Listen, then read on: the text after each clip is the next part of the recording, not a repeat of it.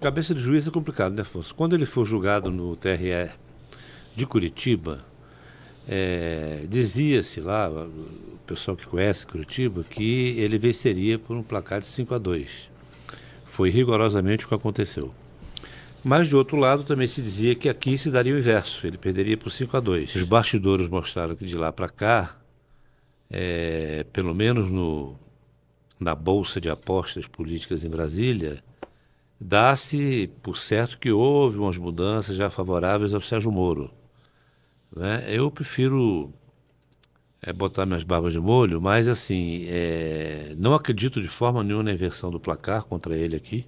Você teve já algumas posições ali detectadas de juízes que devem votar a favor dele. Mas eu nem acho esse o mais importante julgamento do Sérgio Moro. O importante na questão do Sérgio Moro é o julgamento que ainda será feito dele no Conselho Nacional de Justiça, porque este sim, por essas razões todas, é que a Lava Jato está sendo tirada de cena. E o CNJ é sobre a atuação dele na Lava Jato. Como juiz da né? Lava Jato, no aquilo que foi considerado um conluio com os procuradores. Eu acho que ali ele vai passar por um calvário, dificilmente escapará da minha avaliação. Como o Bosco falou, esse não é o principal momento que Sérgio Moro deve estar. Acredito que na esfera criminal ele deve ser responsabilizado pelo mau gerenciamento, principalmente dos recursos, durante todo o período da Lava Jato, 2 milhões que foi com a ação, enfim. Existe uma série de situações que ainda precisam ser deflagradas, investigadas e explicadas perante a justiça, inclusive na esfera criminal.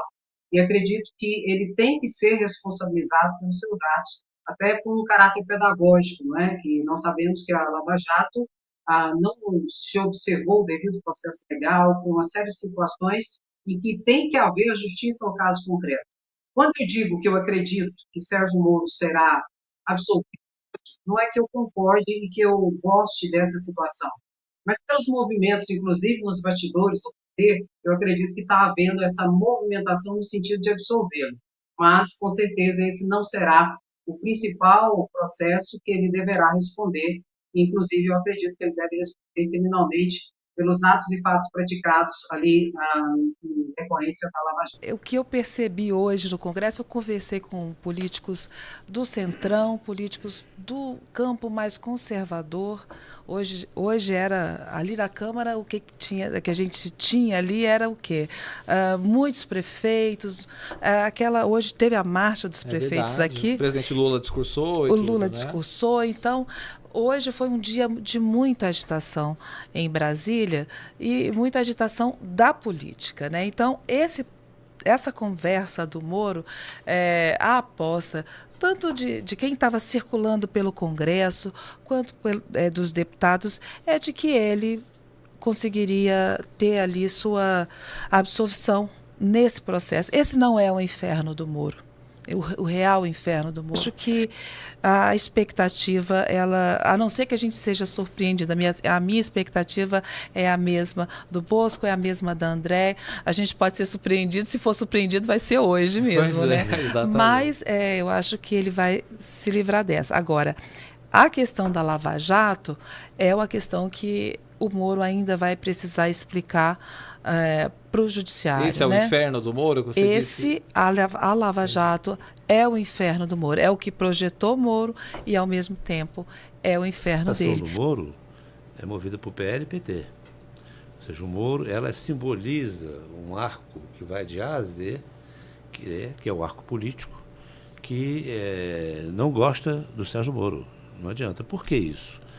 Porque o Sérgio Moro desmoralizou a política. Ele cuidou de fazer isso durante a Lava Jato. A desmoralização da classe política, a sua condenação como um todo, foi a trilha sonora da Lava Jato, né? Tem até aquele famoso samba do Erivelto Martins, né? Primeiro é preciso julgar para depois condenar. O Moro fez o contrário, porque a estratégia da Lava Jato foi condenar moralmente e politicamente em público para depois cuidar do processo jurídico. De tal forma que, mesmo não sendo condenado o sujeito, ele estava desmoralizado. É isso que se chama politizar o processo e é isso que se chama desmoralizar a política. Então, ninguém gosta do Sérgio Moro no Congresso por essa razão, não é? Eles expuseram a instância máxima do judiciário todo o tempo. Expuseram os ministros, expuseram o STF, atacavam o próprio Sérgio Moro, os procuradores, Dallagnol, né? Atacavam o STF para desmoralizar, para acuá-los, tentando acuá-los pelo clamor público, tentando constrangê-los, não é? Então, também agora, eles estão sob juízo no STF, então eles não terão simpatia do tribunal. Como disse a Luciana, vai ser o inferno do Sérgio Moro vai ser por aí.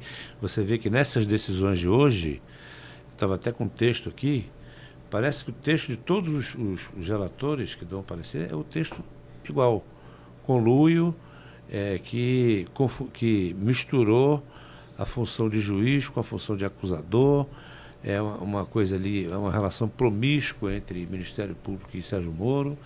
E está todos eles com o mesmo texto. Eu acho muito difícil que isso não se transforme numa pá de cal, não mais na Lava Jato, porque o simples fato de o Sérgio Moro ser réu hoje da Lava Jato, o Dallagnol já está cassado, né?